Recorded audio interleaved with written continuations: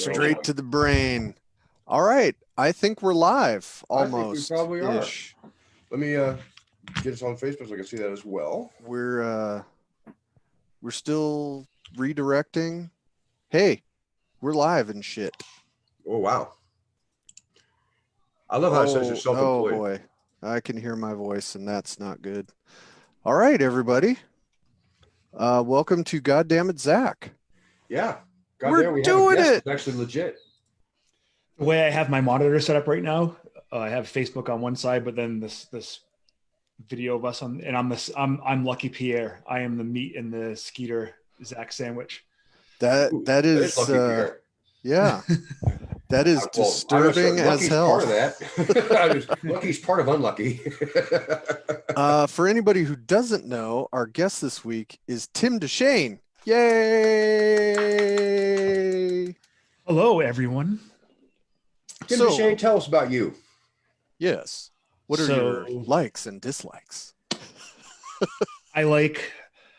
So as you have already said, my name is Tim Deschene. I live in Rhode Island. I have all my life except for army time. And my hobbies are Dungeons and Dragons and wearing pajamas and wrestling strange men. And beer peddling. Yes, and beer peddling. I do work at a brewery part-time started there after I retired from the army. Oh. And now I'm trying to. What was your MOS? I went in as infantry. I was 11 Bravo for 8-ish years. And then I went into operations and I got two more MOSs. I got chemical weapons and human resources while I was active duty. And I finished. That's too legit, man. As a recruiter. And it was the worst job I've ever had in my life. Oh my God. Yeah. Well, so your job skills are terrifying and your hobby is even fucking worse. So yeah, that's bad news. I am going to lip off to you, not at all. Yeah, I got into jiu-jitsu actually because of the army, because the army sent me to be, the army picked up the Gracie Jiu-Jitsu as a combatives program. Mm-hmm. And when it was like 2003, when I went through it, I was like, I like this a lot. Yeah. And before that, we had done my friends and I would do what I like to call crappling, where we would watch the UFC and decide to wrestle each other. And I'm like, learn to do this for real. That's how I started. And it didn't go well. It never does. No, the learning part is really tough on your joints. That's what I'm going to blame all the joint surgeries on, is the grappling. I blame on your stupid lifting.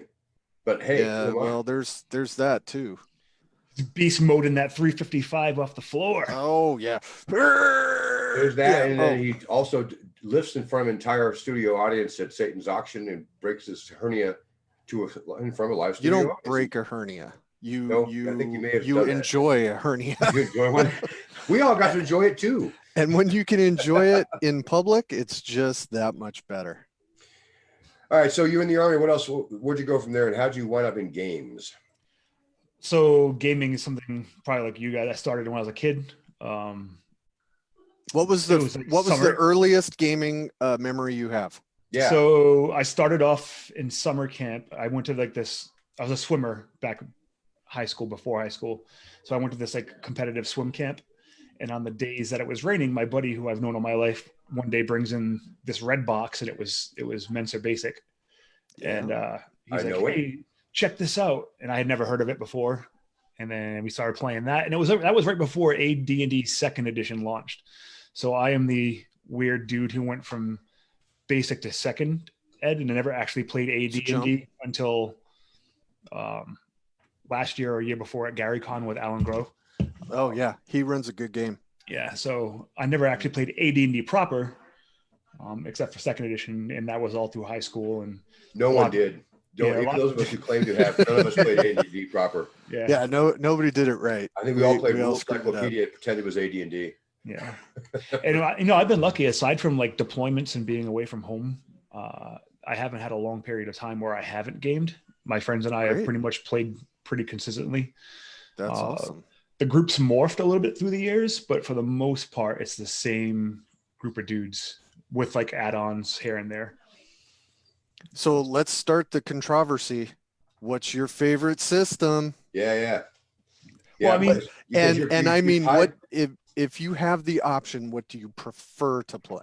All right. So I was going to say, like, the first thing, my first line is it's all D&D, right? Like, I mean, unless you're playing like things that are Very wildly diplomatic. not D&D. Can I vote for you for president? Yeah. Politically very clever. I like it. I'm going to start using like, that. I mean, so for me, whether I'm playing DCC or BX or Swords and Wizardry or Hyperborea, like to me, it's all DCC. I mean, it's all D&D, but they each do a thing in a different way. So right now, I rotate my top 3, go from Hyperborea if I want to do like just regular. If I want to play like a D&D game in a world that I enjoy, I play Hyperborea. When I want to play DCC, I'm in a mood for DCC and not just D&D, so I play that. Right. And then when I want to just play more classic fantasy, then I go to either Swords and Wizardry or like BX Old School Essentials. But after the con, man, I'm on a huge Swords and Wizardry kick. Getting back on that again. We kind of like to hear that. Yeah. I'm a big fan of that. Yeah. Yeah. So many tie-ins. I have to go from what you just said. Now finding out that you are a former swimmer, the fact that you were Aquaman in Jim Wampler's Mega Heroes game makes so much more sense. Yeah. What I didn't tell Jim when he was joking around, like, hey, I'm going to make you play Aquaman. In the back of my mind, I'm like, as a kid, whenever we would play superheroes, I always wanted to be Aquaman because you're the only one. That was my skill set, you know?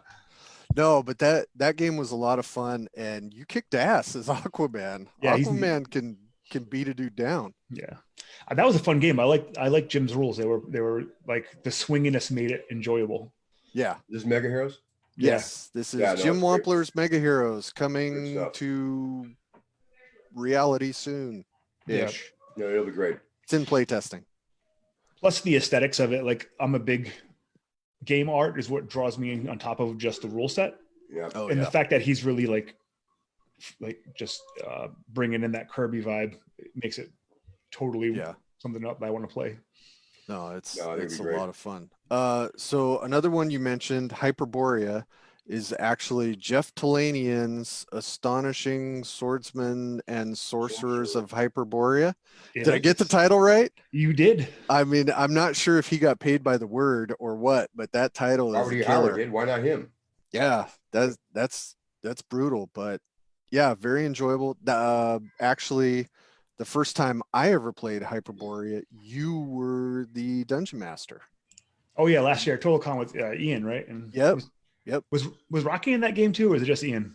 I don't think it was Rocky. I think it was just me and Ian and a bunch of other people. A lot of fun, very gritty. I enjoyed the shit out of that. No, I really like Hyperborea. I played it twice in cons, once with Jeff and once with I can't remember his name now, but he was at Total Con talking to Jeff, and he was like kick-ass awesome. He owns a gym. Oh, Morgan. Yes, Morgan. Yeah. He was the Yetis Want Our Women was the name of the adventure, and it was so badass. It was like a 1930s pulp fight, and at the end, I survived because I abandoned the entire party because they were dumb, and it was the greatest ending ever for me. Smart move. Like a victor.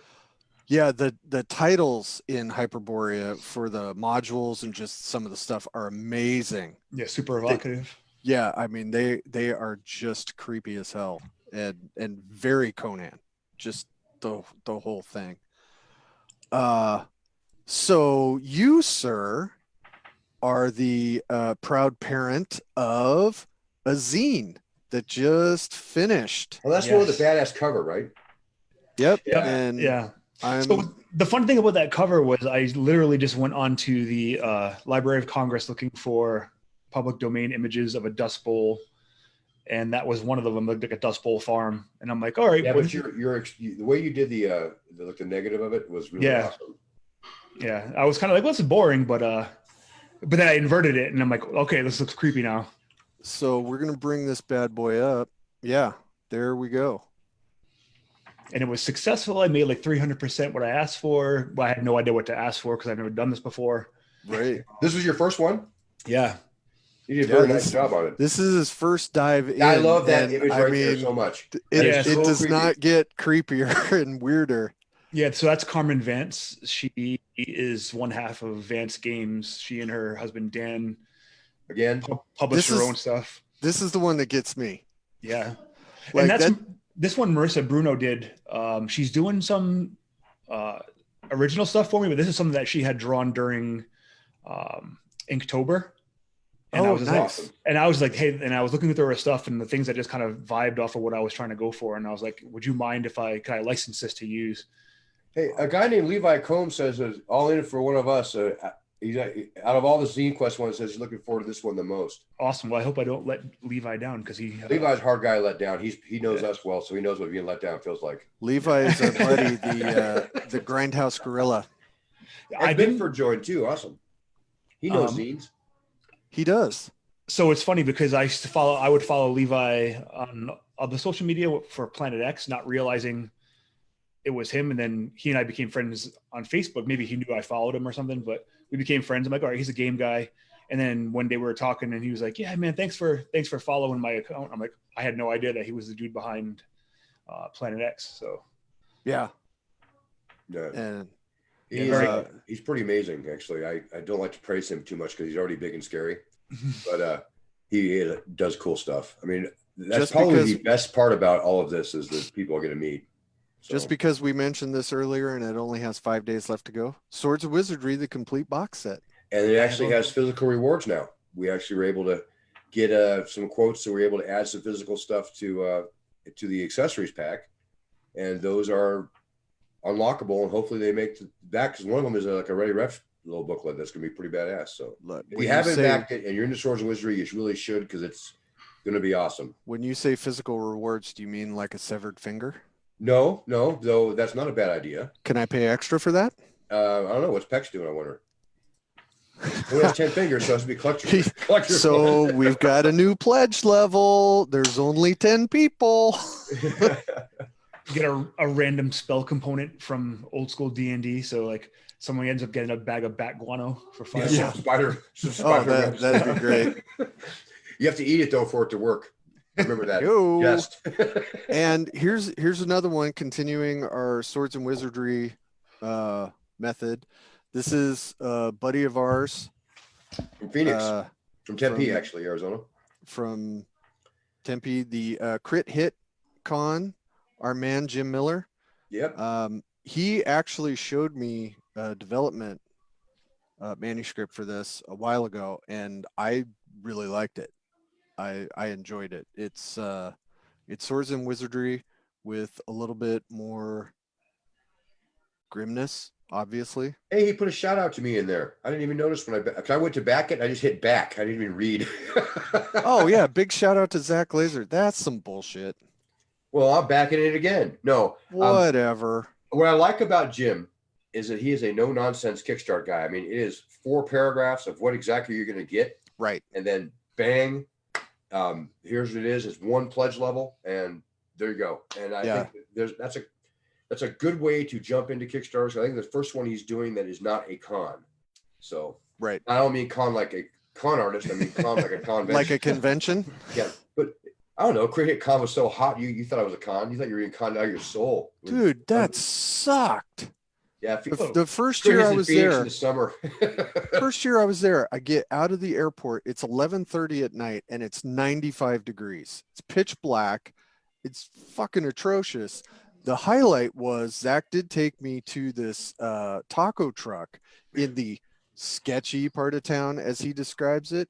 And we pull into the parking lot and we are greeted, I shit you not, by a pack of feral cats in the parking lot. And I'm like, I'm home. This The is best part is perfect. the next night we went back to the same taco restaurant. No cats. Yeah, not one. It's so weird. There was like They 40 were in the first night, zero. tacos. Yeah, Tacos were it's cheaper too. it was a portal to Ulthar or something. To anybody who lives in Phoenix, it's Speedy's Tacos. I think it's on 40th Street, right down in Van Buren. We have been there. I was there also the second time I came down, and still delicious. Wonderful. Arizona doesn't do a lot well, but it certainly does tacos like badass. I Take can't that out, imagine Cameron. why. You may think Madison, Wisconsin has good tacos, Alex. Wrong, boom. No. I don't know if they had vegetarian options though. Well, he doesn't always eat vegetarian tacos. He doesn't used to. I think he does now. Well, then he's in Anyway, big trouble. we'll get off the topic of feral cats. Yep. Tim Deschene, Yes, what sir. what is next on your calendar? You have a convention coming up, don't you? Yeah, I'm pretty busy this year when it comes to that stuff. Usually I only do a couple of cons a year, and I think this year I'm kind of doing everyone. Like I feel like I'm at every single convention. If the coronavirus doesn't stop it all. Yes. Now, someone brought that up in the GaryCon forum, and I was like, "Oh my god, Jesus. I didn't even think about that." That's what knocked out their servers. Coronavirus. Yeah, I'm sure of it. I think it's also why people got bumped from one hotel to the other. Maybe I don't know. It's like they foresaw. There were some issues blame with everything GaryCon. on it. I'm all for that. Yeah, that's why my shirt doesn't have the last of all the L's on it, because we should give a shout out to Luke and Caroline and everybody working behind the scenes. Yeah. I know people were bent out of shape, but it wasn't their fault. This one totally was not on them. They've had things that were kind of on them before that kind of sucked. This one was so not their fault. They got a bunch of heat for it. It's too bad. I think people, the con's getting bigger, and I'm not even a GaryCon original. I started going, I think GaryCon 8 was my first one. Yeah. But the bigger it gets, the more people don't, I think, understand what the vibe of GaryCon is. And I get it if you spend a lot of money and you expect, I'm going to come here and play games, but I don't think they realize that for the most part, we all just want to hang out with each other, and then right. The game is kind of secondary. Yeah, that's actually very interesting perspective on it, because I think it is getting to the point it's so big it's starting to get diluted of what it's not Gen Con. I mean, it's absolutely not, and that was never the intent. But it's so popular because people have so much fun that it's just getting huge. What was the first one you went to, Tim? GaryCon. It was GaryCon 8, so it was the first year at the Geneva. I've been going since GaryCon 4, and that was the very first con I went to ever in my life, and that's the reason why I'm doing all the stuff I did. I had the best time of my life with my people after 20 years wandering the wilderness without my people. Yeah, and that's why I'm now doing this full time with all assholes. Yeah, and assholes. And Speaking of awesome cons, we all were at Total Con. Yes, I want to talk about that, because Total Con reminds me of what GaryCon was when it was smaller. In terms of it's relaxed. The staff is just kick ass. I don't know about that. I mean, they're all right. No, man, they're awesome. I don't care what you say. That's why we made her. That's why she's the queen of gaming. Yeah, she's awesome. Not in here, is she? Awesome. She's not listening. So I can say all the nice stuff about her. No, honestly, from the time we left last time to this time, it was nothing but a joy. Yeah, it was a great time. A lot of great games. It also has that vibe where you can be in a game with a Jim Wampler or a Tim Kask or a Tim Deschene, and you can hang out with these people who make the games and then play the games. And one of the best things that I saw, which may turn people off or whatever, is there was a good cross section of games. I mean, in the lobby of the hotel, you have Pathfinder Society going on. In the back room down the hallway, you've got Adventurers League. I have to interrupt here and just make you do statement. Not. No, in the chat right now, a woman, I won't name her, Jennifer Plu Glazer, says hashtag skier for special guest TotalCon. I don't see that as a draw at all. Yeah, that would be nothing but problematic. You know, that guy was walking around the bar the last night with one weird rubber glove on, right? Yeah. No one could figure out why, including him. No, we have Saturday night, they have a Rocky Horror Picture Show screening, and they had shit bags. So you had your toast and all your props for everything. Fantastic time.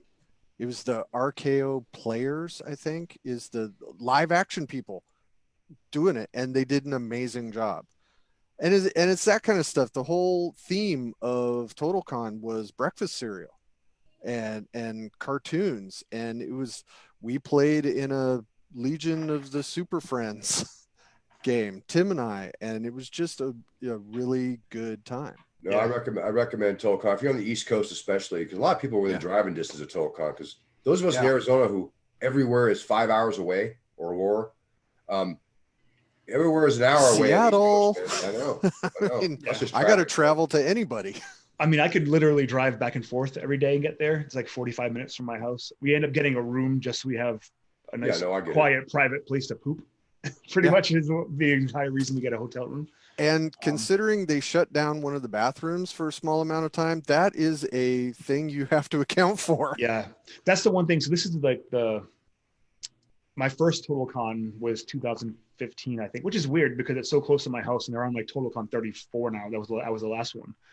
And I never went to any of the conventions. I only started going to cons in like 2015. Gen Con was my first con ever.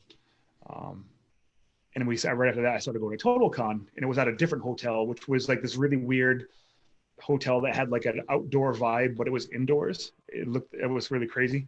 Weird. It was too small. It was like the con was growing out of it.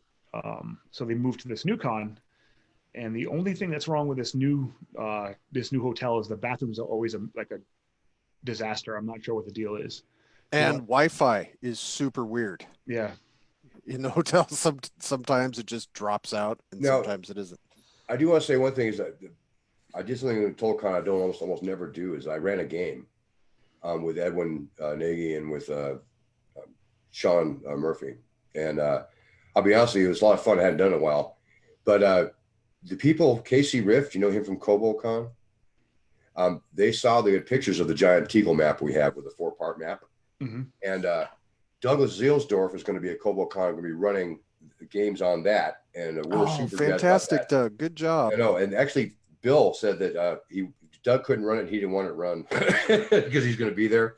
So I thought that says a lot about how much fun Doug's games are. So he'll be running games for us both at GaryCon and at CoboCon. So Doug is one of sign up for it. So Doug is one of the authorized runners of the Mithras Tower.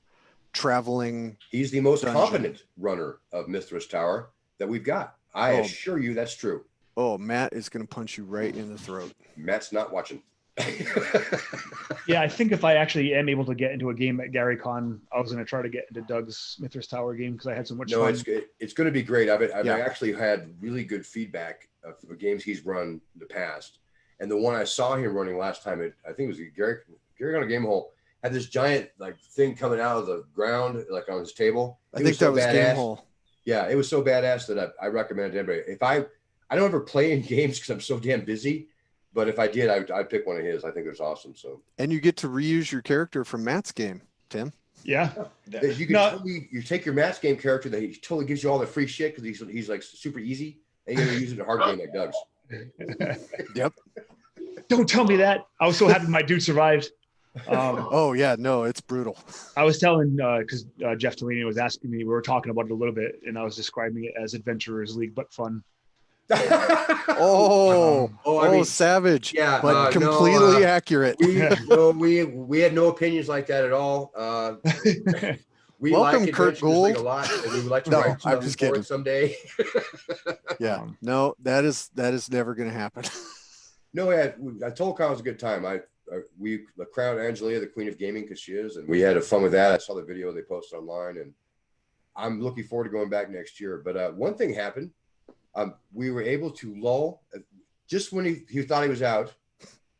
We were able to use the bait and lull Skeeter Green back in. Necromancer Games gets to have a little bit of Skeeter. I am part of Necromancer Games yet again. He's kind of seasoning on top of that.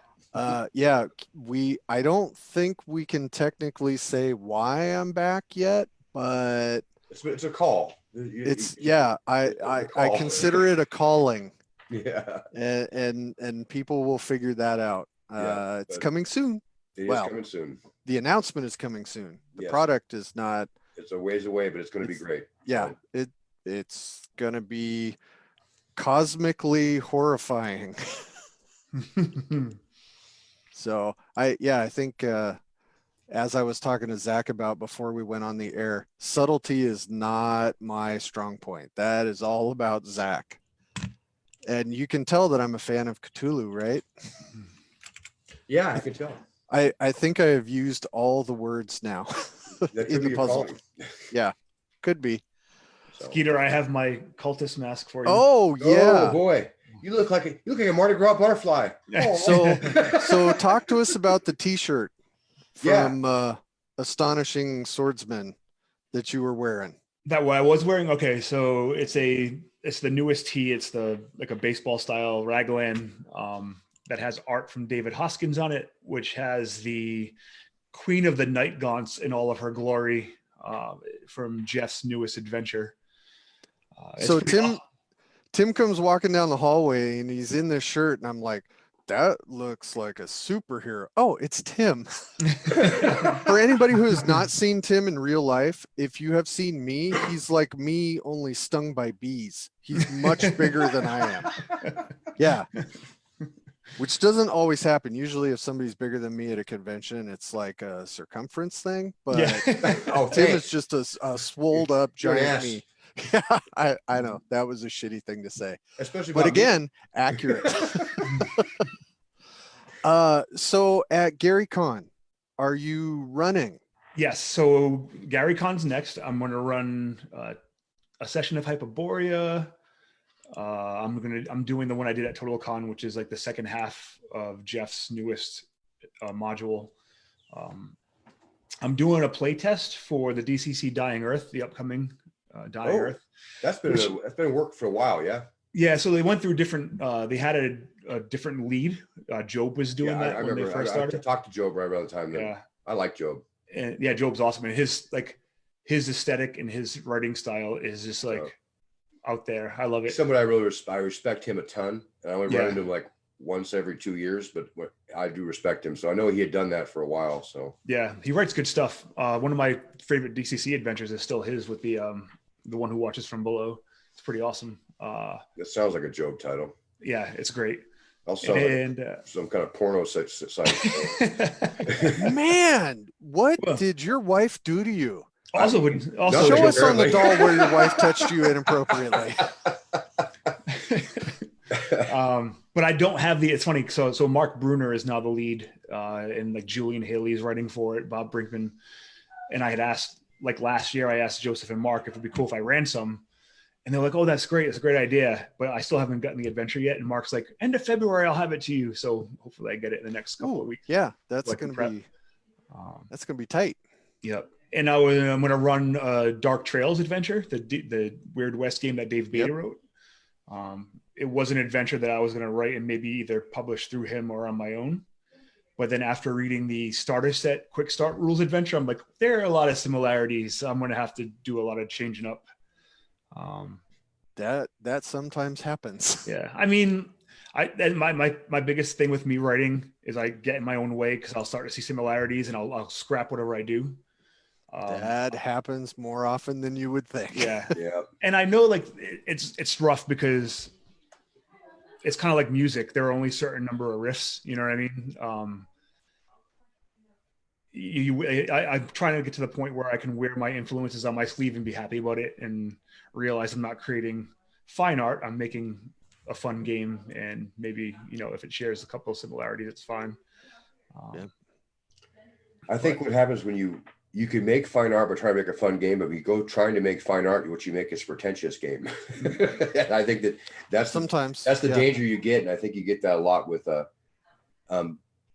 nouveau games, stuff that wants to win in any award, but doesn't ever want to get played. Yeah.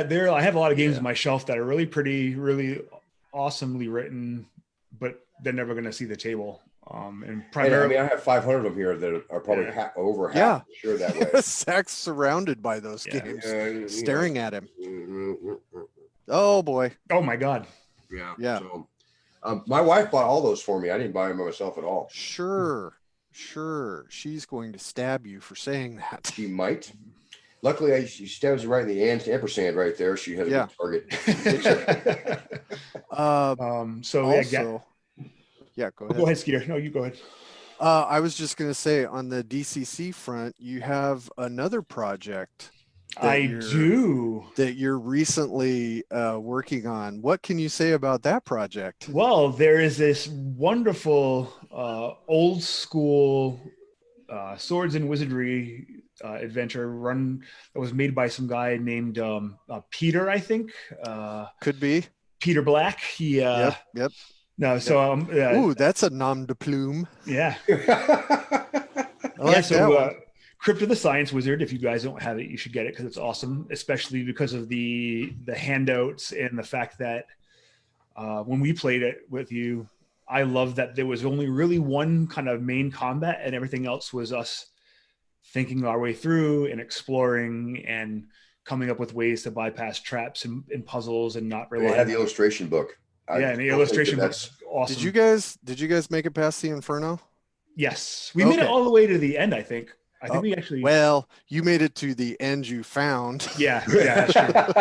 Yeah, which you'll find out now that you're doing the conversion to DCC. There's a section in there that no spoilers for people in the crowd. Yeah. So I'm very happy that Skeeter has asked me to do the DCC conversion. Yep.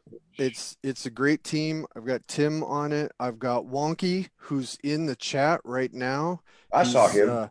He's putting in some new DCC-ish style art to change it up. I want to make this a legitimate DCC product, not just some hash where I got a email from Joseph. I can't remember the last name. That suggested, don't just do a monster stat block change. So that's a really fair thing to say, though. DCC is a different enough game to where I think that it deserves that in order, especially if they could carry it in the store. And that's why I didn't want to do the conversion. I wanted somebody well versed in the system that has a ton of experience, with the books and using them in convention play, because that's what this was written for. It was written for a block of time that you could run and get to a significant spot in a convention time slot. So I think Tim is the guy to do it. Thank you. And I got a chance to play it too, which is awesome and you'd be surprised. Like, I really think that it already shares a lot of thematic similarities with a DCC adventure. I mean, if you run into when you write in a real old school style thing, it's going to kind of flow. DCC just every once in a while will have a couple of different weird things that you can interact with. Yeah. That you might, I might have to add in toss them in, man. Yeah. The monster stat block stuff is the easiest first thing to start with, just changing that stuff. And then after that, doing some of the thematic I have a special guest author that's going to put a brand new encounter in the book. I can't tell you who that person is right at the moment because it's a surprise, but I'm very excited about it. So it is Zach Glazer. No, it's not. No, it isn't. Because that would sell exactly 0 DCC items. But we have a new negative.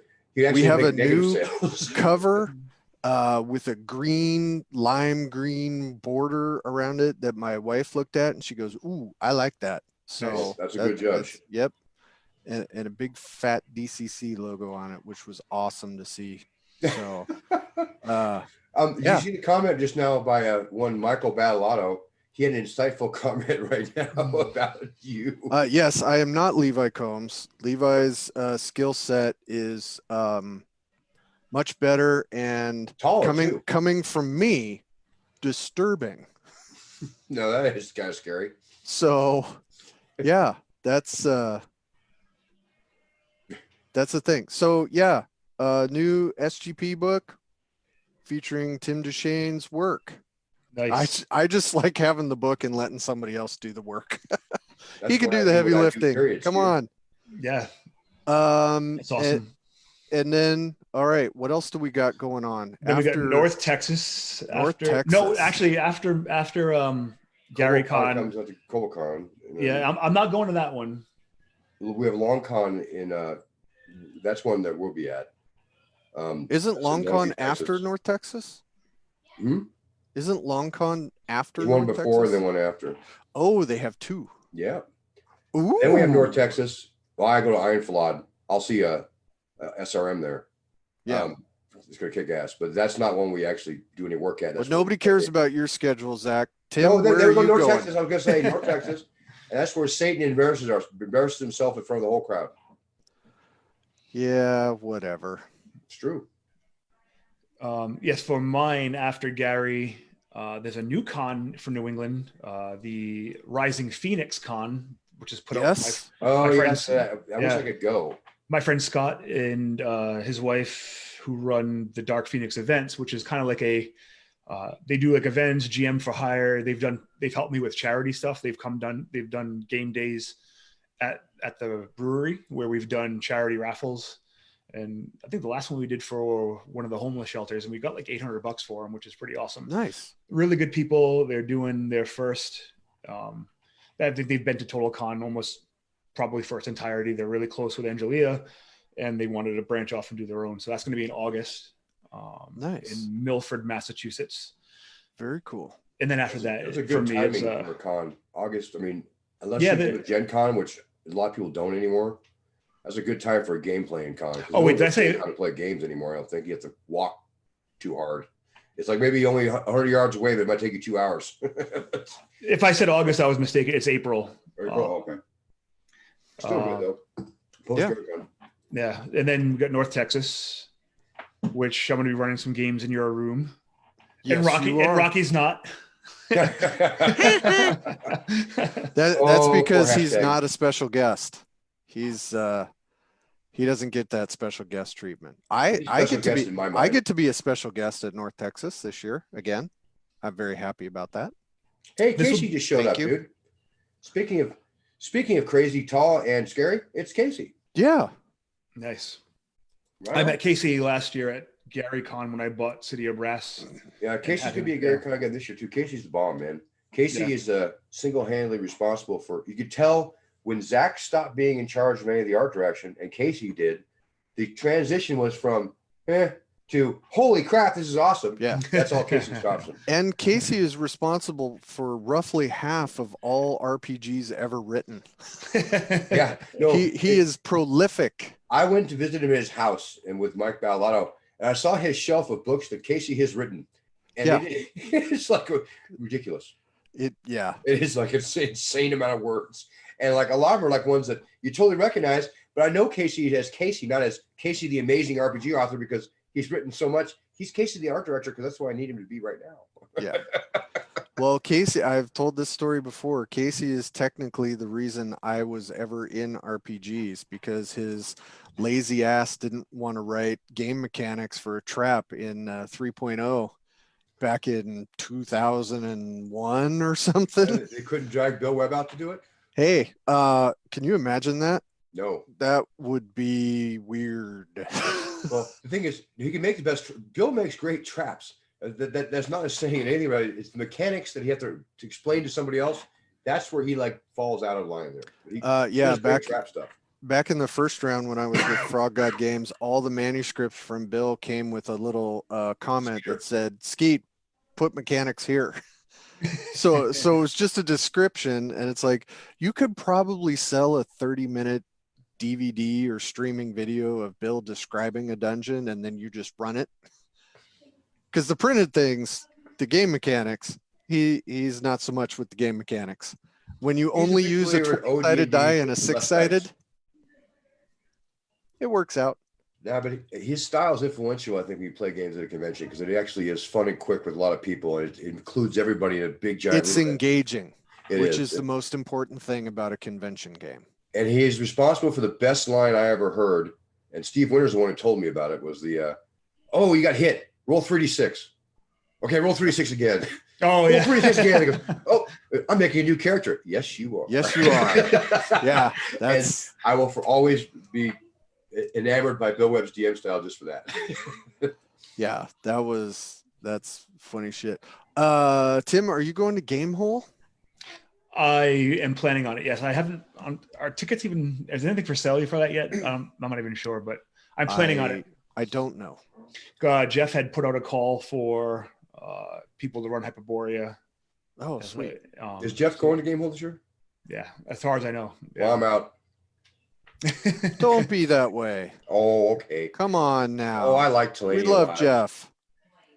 Yeah, at TotalCon, Jeff has the booth right next to Necromancer Frog God. So there are shenanigans that go on between the two tables. I was selling product for him for a little while he went to go make a sandwich. And anybody who trusts me is not themselves trustworthy. Amen. And I sold a t-shirt because of my bitchin' salesman skills. You were like, this looks so hot on you. Yeah, it was weird. No, the guy wanted one of those new baseball shirts, and they didn't have the size he needs, so I upsold him to the Rats in the Walls shirt. Because you've never done that for Frog God the whole time you worked there. Nope, because I'm a fucker. That's true. And on that note, we like okay. Yeah. No, we're not the main registration opens June 6th at noon. I'm assuming Awesome. That's for Gamehole. Yeah. I didn't do Gamehole last year because the whole Halloween thing. Halloween for a lot of people. Yeah, I mean, I heard that it was really fun there. They did a good job. I dressed like a crab. Yeah, I got younger kids, terrible. and my town does Halloween really well. Like, it's just super fun. So, and I'm really glad I didn't go to Gamehole, because Halloween last year in my town was like straight out of a John Carpenter movie. Like the weather, the way the wind was blowing, the way the leaves were. Like, I was like, if someone doesn't get murdered tonight, I'm gonna be very upset. Awesome. Awesome. I might have to come out there for that. That's great. Yeah. You're busy on Halloween. Do you, since you are based in Rhode Island, and I assume everybody in Rhode Island knows each other, do you also do Necronomicon out there? I do when I can. The last few years, it's competed with Gen Con.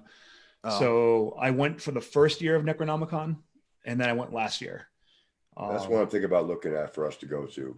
It's really fun. I very much want to make that happen. I think Edwin goes, and so I think that we can make an arrangement for that. So it's another great hangout con. They do the Jesse, who runs the gaming, they do a great job of like organizing the games. There's lots of fun games to play. Sweet. And then if you're not in the gaming side, if you want to go listen to some great panels from scholars, you can do that. You can do the walking tours. I mean, I can give you the walking tour myself. You don't have to go anytime for that. And then afterwards, it's just like Providence has great bars and restaurants. So it's just like hang out with the like Chaosium folks or whoever. And well, after your Halloween comment, I don't think I want you to take me on a tour. I might end up a prop. In Innsmouth. Yeah. Fish food. Yeah, that's definitely one that I want to get out to. They do one in Portland, in Oregon. I think they alternate years. Yeah, so that's the Lovecraft, the historical societies out your way, right? Yeah, I think so. Yeah, so yeah, my Providence Necronomicon's every 2 years, so I think that's what they do. Yeah, makes sense. I mean, different coasts. Not everybody can jump from coast to coast. Yeah, and the Providence one's run by my friend Niels, who is essentially a Lovecraft character made life. That's not really a compliment, but that's awesome. If you were to meet him, he's very great sense of style. He's super educated. He's a smart dude. He's a marine biologist, so he's like super into the ocean. Perfect. Yeah. So he knows where Devil's Reef is. Is there a glowing book? Yeah. What about a weird tiara? Does he have a weird gold tiara with tentacles that come down? Yeah. Well, he does also own the Lovecraft store in Providence. So like the Lovecraft's Arts and Sciences Council, which sells like a bunch of like Appendix N weird tales, and it has a huge Lovecraft library. I think I've bought stuff from them. Probably. But, yeah. Good guy. Yeah. Excellent. So, but this year's Gen Con and not Necronomicon. And for Gen Con, I am running the DCC team tournament. We've been doing this now. This will be the third year or fourth year. I don't have the stamina to do it, but I'm jealous you're going to do it. This will be the fourth year, I think. Do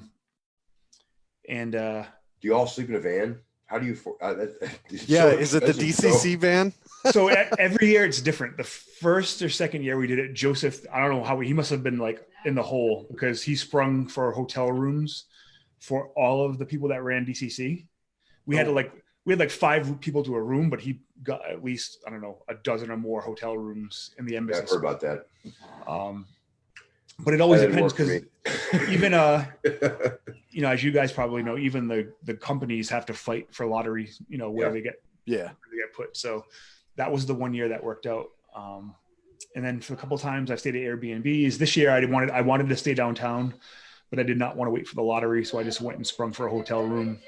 We got a bunch of roommates, one of which is David Beatty, who's going to be, I don't know, like it's going to be either the best or worst decision of my life. I know him. I think I can guess which way that is. Yeah. Yeah. We can lay some odds. But we have a running joke, he and I, that he is the Southern Tim Deschene and I'm the Northern David Beatty. Nice.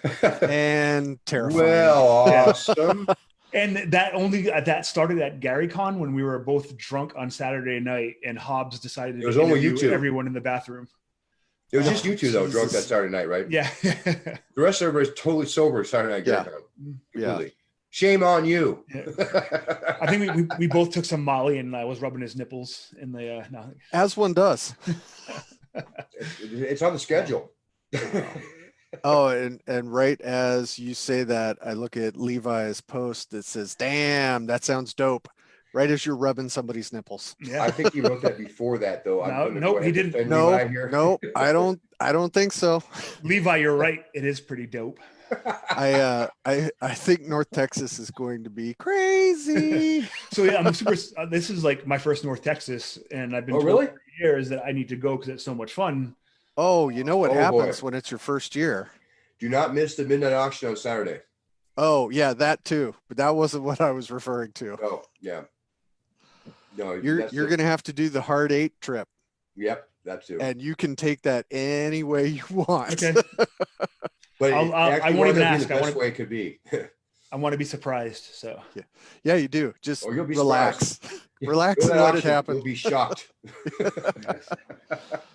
Oh, buddy, yes. I have a buddy that lives in Houston, and he might actually come up for North Texas, which is cool. Nice. Oh, that'd be great. He usually goes to GaryCon with me, and he almost died GaryCon like 3 years ago. But it happens. It was that year like the Concord was super bad, and he he spent the entire GaryCon in the hotel room. Oh. Until we finally had to bring him to the hospital. Well, 3 years ago, I think that was the last time I was there, which I also almost died there. For different reasons, or yeah. Was that the raccoon? No, the raccoon. About that. We don't discuss these reasons. He survived. We love him. Yeah. No, that wasn't that year. That was a different year. And I could have taken that fucking thing. It's true. He could have. I heard him. He told me. I was there. I backed off when it backed around a corner, and I could obviously tell it was a trap. God wanted you to survive. Plus the fact that Matt was not trying to interfere, just telling me, "You're stupid. You're stupid. Don't do that. I had a camera. This is a mistake. I'm going to film it. Anyway, we don't want to talk about this. Let's talk about something else. Oh, Michael Bottolato says we don't drink at North Texas. Sorry. Oh yeah. Right. Yeah. Yeah. It's a drinking con where games break out. Yeah. You get GWI. Yeah. So anyway, I think that pretty much wraps up. Anything else last minute stuff you want to add, Skeeter Green? Are you kidding? We haven't done our Discover games on Kickstarter yet. Oh, go. We're going to do that right now, and we're going to have Tim's take on this as well. Yeah. Okay. Oh, I forgot. All right. So these are currently running RPG projects on Kickstarter. We've got some more of this whole zine thing going on. Got some minis. Terrain. We have a pool table with no pockets. Invisible Sun. Isn't that was the last one you did, wasn't it? Is it up right now? Are you looking at the new one? What are you looking at? This is a new one. Huh. Is there a new Invisible Sun thing coming out? I know. I thought the tallest was the new one by want to cook those up right now. Maybe this isn't the new one. Yeah, it is. Tabletop RPG. I'm just saying. I just Sort of- Invisible Sun. I just saw it in the store. We'll do notice, this. maybe. Well, we're gonna do Or- end date so people can jump in. So, oh, that is not at all what I thought that said. It's like pot characters. Tim Kask is doing a Kickstarter. But he actually is here in a little while. So, yeah, some terrain. Here's a zine. Explore dungeons. Arcane Scrollworks. Hey, our buddy Chris Haskins. This Yep. is the last day for his Kickstarter. He's kicking ass too. So if you're into alchemy, now's time. Let's see. What do we got? I backed Don Stroud's Moldering Dead, which is above that. That already finished though. Ice cream dice. That Ooh. somebody's going to choke on that, and we know it would be Zach. Some 3,394 people. Yeah. I think these are all done. Oh Jesus, I screwed it up. I'm sure. Fuck this. Sorry. Hey, everybody, go to Kickstarter and look for RPGs to support. Because I am a travesty. So what else do we got? Zach? Anything? Well, see, in any day now, we're going to be launching something exciting for 5e from Frog God, or actually from Necromancer, the Midlands 5e by Glenn Seal. I'm excited about that because that's just really interesting and cool, and I really love the Swords and Wizardry one he did. He's the guy That's that gonna be a did little the different. art for Crypt. With the Book of Taverns coming up for 5e and Swords and Wizardry Nice. in the next few days on Indiegogo, and we have lots. We have so much stuff. We're working real hard to get good stuff, everything going your way. We're keeping everybody really busy. I know that print on demand, we just added so the Swords and Wizardry rulebook is going to be on print on demand any day now, so you can get that on Amazon if you want to get a soft cover copy for a change. I finally had to get a soft cover copy of this. It came in the mail the other day. Yeah, Nice. No, it's good stuff. All this stuff is great, and we just love that Swords and Wizardry is as popular as it is. And I think selling 1,000 boxes of a game that's 10 years old to people because it's a new format, new people are going to play it, and we've made 20,000 Swords and Wizardry lights. It's been a great game. We're going to support it in ways that are actually going to become more and more awesome because we're going to make sure we push stuff that is very specific to Swords and Wizardry rather than, hey, we made a 5e version of this. Let's make a Swords and Wizardry version too. That doesn't There's always a work that different well. style.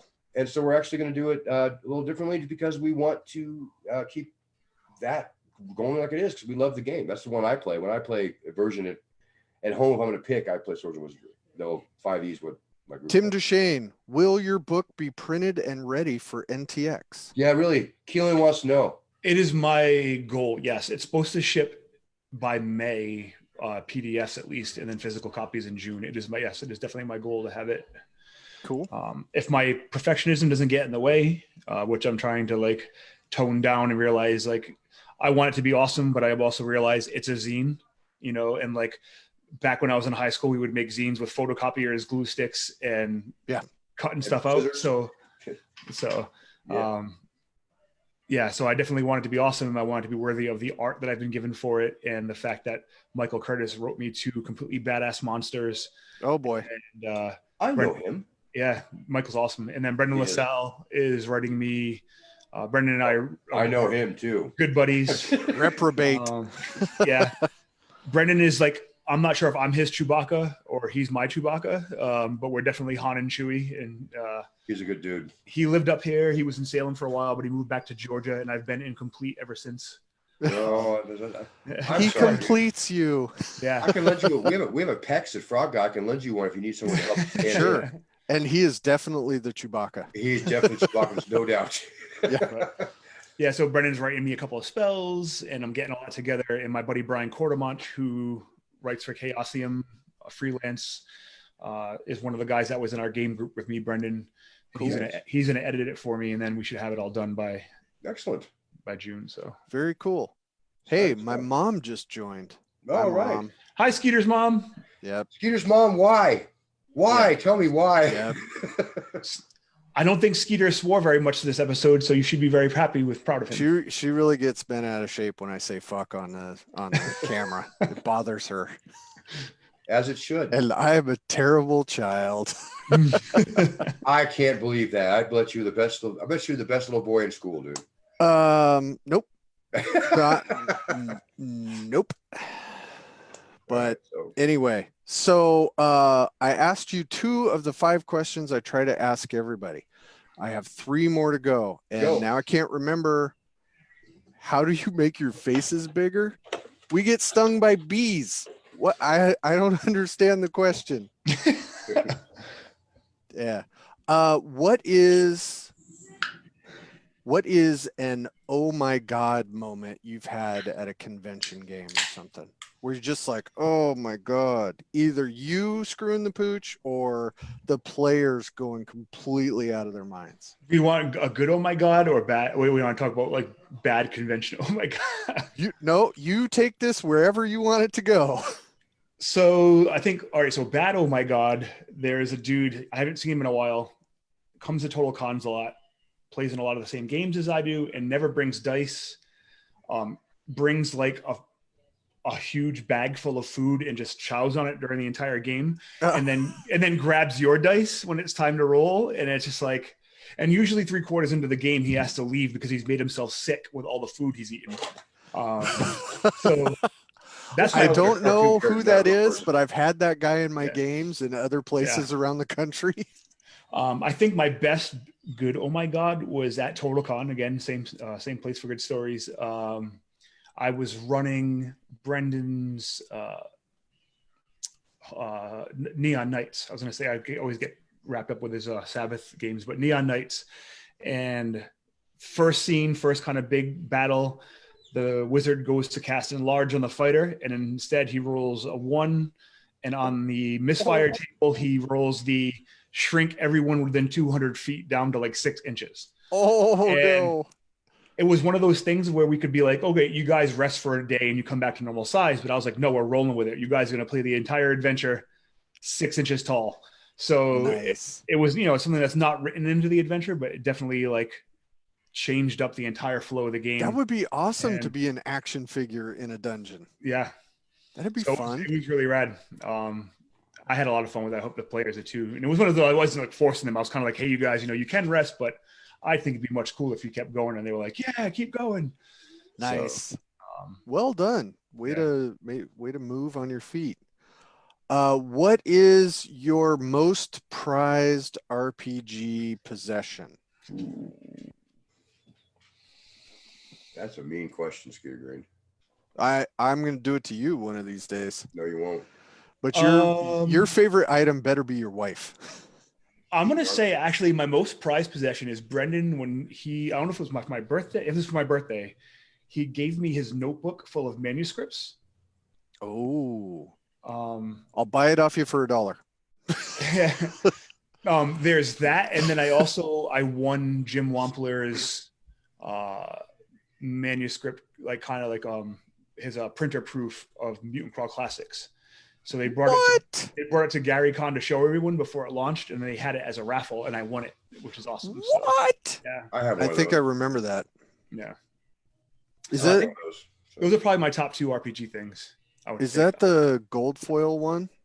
No, it's in a spiral wrap, right? Yeah. Oh, yeah. Because I know somebody had an auction for the green foil one for MCC. I have that one. No, it was in the auction. I know you have it. You have one of everything almost. Not yet. I know you have a Tim Deschene on the shelf. I don't have a DCC version in its original shrink wrap somewhere. Do I have a DCC Science Wizard? I do not. Well, neither do I. Get on it, Tim. We're waiting on you, man. Okay, so it's the last question, and I don't remember what the last question is. Why would you come on such a worthless show? No, that's just a standard question. Oh, sorry. Talk about the one product you would love to produce for public consumption. Oh man, that's rough too. Yeah. So my biggest problem when I come to writing things is like thinking about like halfway through, I'm like, the world doesn't need this, or the world already has this. Dude, welcome to the club. Yep. I don't know. I think I'm doing it right now with the zine in a way, because it was originally my buddy Joey wrote it as a one shot, and he and I became friends through DCC. I was doing road crew games. He had never played DCC and wanted to. He came up to Rhode Island from Connecticut. He was like, instant messaged me over Facebook, "Can you please save me a seat?" He came and sat at my table, and since then we've been like really great friends. Good. And maybe last year he had told me about this game that he was going to run, and he said, maybe I'll make it into a zine one day. So when Zine Quest happened, I contacted him like, hey dude, we should do this. And for him, I can tell it's like super, like he's like constantly texting me and saying how much, how awesome this is and how he can't believe this is happening. So I think That's great. I think making something with my buddy, yeah, it's kind of. That is actually the answer I wanted you to give. Nice. I think it's great when people decide, yeah, fuck it, I'm gonna try and do this, and it's a zine, and you put your heart into it, and especially with your buddy. I mean, that's not something everybody gets to do. I hate working with Zach. He's awful, but I really don't have a That's lot why of I fire options. him all the time. Yeah. No, I'm just totally kidding. But no, that's amazing that you get to do that. It's kind of like when we were all kids and we would come home from school and you're playing D&D. Now as adults, we get to hang out with our friends and do something cool.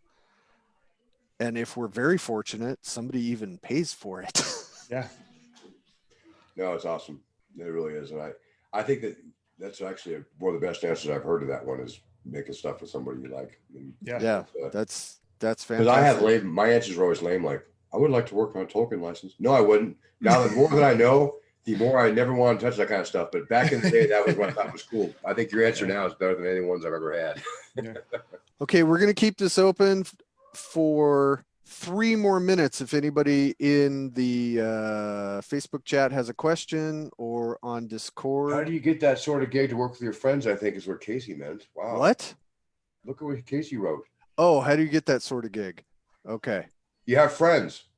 Yeah, when you're on a forums post, you say, hey, I'm the author and I don't want to do this shit. Anybody want to do it? And the first person that raises their hand has to do it. And then works in RPGs for 19 years. Amazing. That could never happen to anybody I know. Yeah. It's like a really wicked bad case of oh, never mind then. Yeah. Yeah. God bless you. Stay out, man. Stay out. You don't want to get held in. Anyone? All right. Oh, pay for you to go places. We have a question actually. What is Tim's KS zine? It was called what, Tim? One of Us. One of Us. The GCT one that comes from somebody on the Discord server.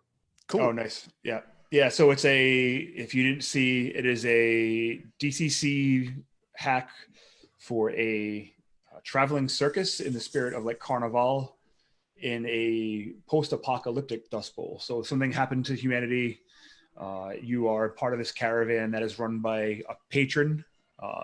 So if you don't know what patrons are, DC, they're kind of like demonic or arcane beings that give you your magical powers, and you go along looking for relics in this Dust Bowl. So we got a that good does one. Not seem creepy at all. Yeah. We got a good question from Keelan real quick for you here. Is it Tim's top 5 favorite adventure modules of all time? Go.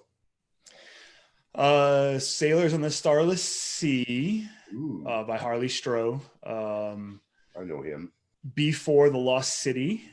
Ooh. I think Man Eaters of Zambala's up there, which is one of the Jeffs for Hyperborea.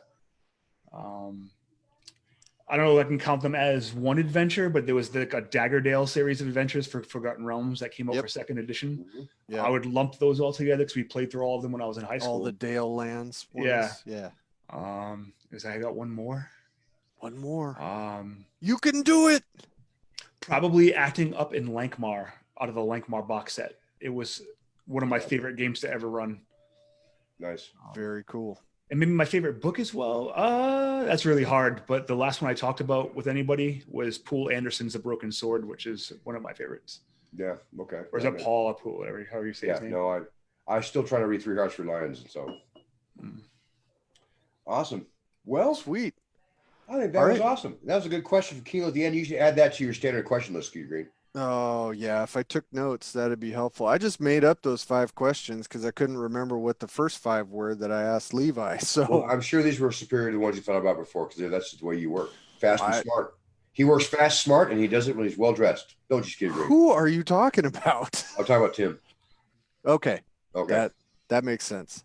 Well, thank you, Tim. Thanks for classing Thank you, up. guys. Thank you, Certainly Tim. love that. We like when you're classed up. You know, it's the first time I've ever done that. So, well, thank you. I guess thank you for having me. Like, now I have friends in low places. You know, yeah, and you know what? We're happy to be those friends because that's the only place we hang.